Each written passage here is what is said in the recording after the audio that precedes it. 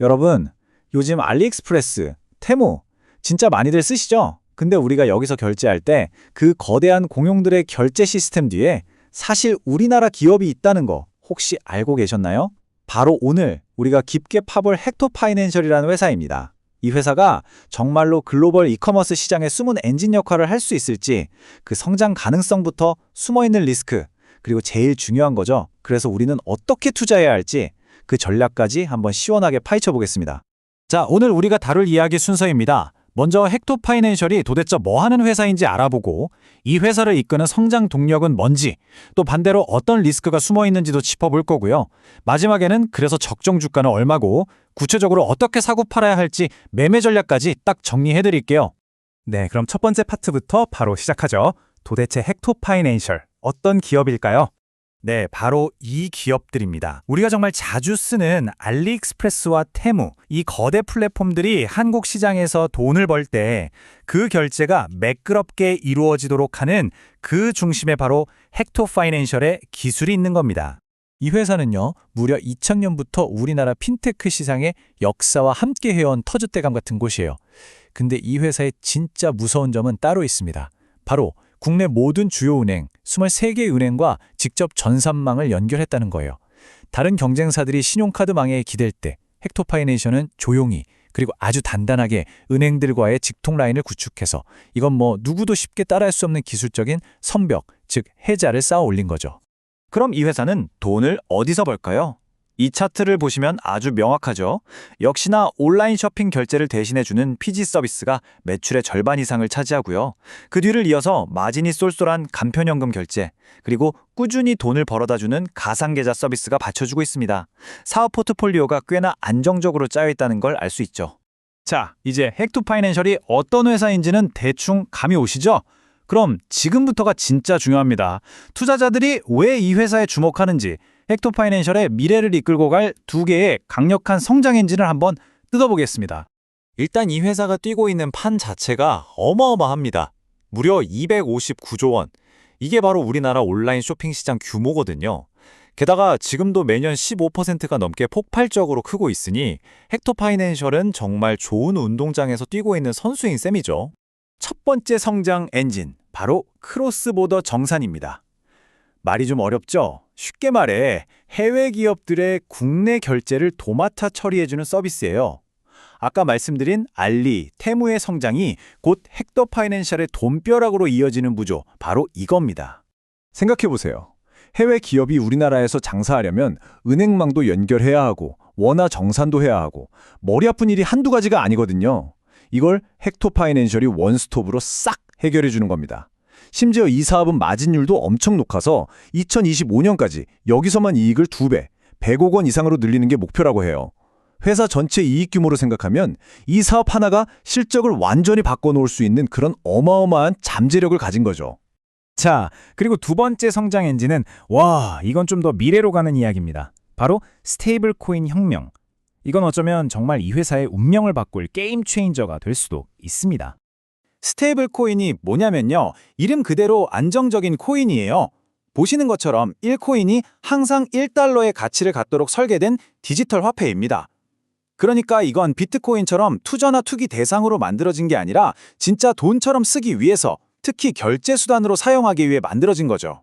이 슬라이드가 오늘 내용의 하이라이트 중 하나입니다.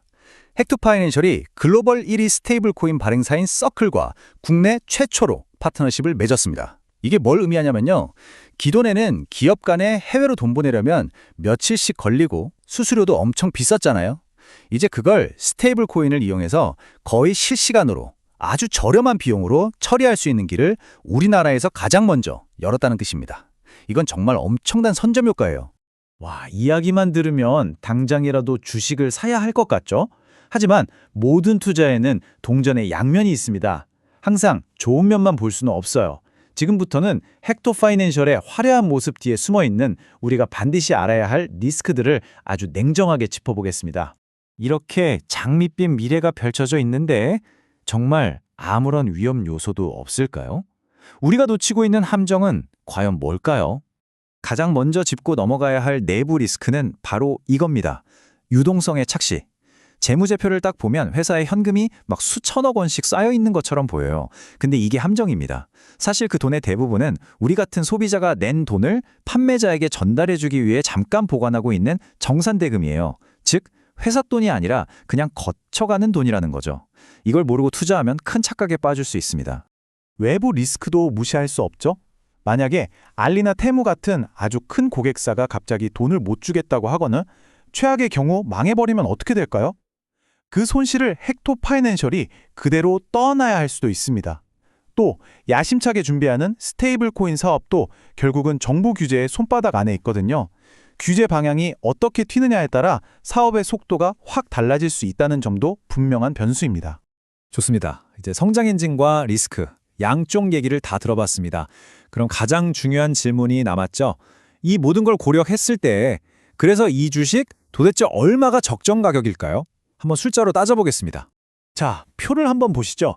경쟁사들이랑 비교를 해보면 헥토 파이낸셜의 위치가 딱 보입니다. PER이 한 16배에서 20배 사이인데 이게 뭐냐면요. NHN KCP나 KG 이니시스 같은 전통적인 결제 회사들보다는 비싸고 쿠콘 같은 데이터 기술주보다는 좀 싼 딱 그 중간에 있는 거예요. 결국 시정이 얘네가 가진 스테이블 코인이라는 미래 가치를 얼마나 쳐줄 거냐, 바로 이 싸움인 거죠. 그래서 이런 분석들을 종합해서 보수적으로 계산해보면 기본적인 목표 주가는 26,000원에서 3만 원 사이로 나옵니다. 내년 예상되는 순이익에다가 핀테크 기업들이 평균적으로 받는 멀티플 20배를 곱한 값이에요. 하지만 여기서 끝이 아닙니다. 만약에 아까 말씀드린 그 스테이블 코인 사업이 정말 대박이 난다면, 시장의 판도를 바꾸는 데 성공한다면 그때는 여기에 성장 프리미엄이 더 붙어서 장기적으로는 35,000원까지도 충분히 노려볼 수 있다는 분석이 나옵니다. 자, 이제 모든 퍼즐 조각이 맞춰졌습니다. 이 분석들을 가지고 그럼 우리는 실제 투자에서 어떤 행동을 해야 할까요? 구체적인 액션 플랜, 핵심 매매 전략을 딱 정리해드리겠습니다. 전략은 크게 두 가지로 나눠볼 수 있어요. 먼저 좀 공격적으로 보시는 분들, 나는 이 성장성을 믿는다 하시면 지금 가격에서 일단 일부 들어가고 혹시 22,000원 밑으로 주가가 좀 빠진다.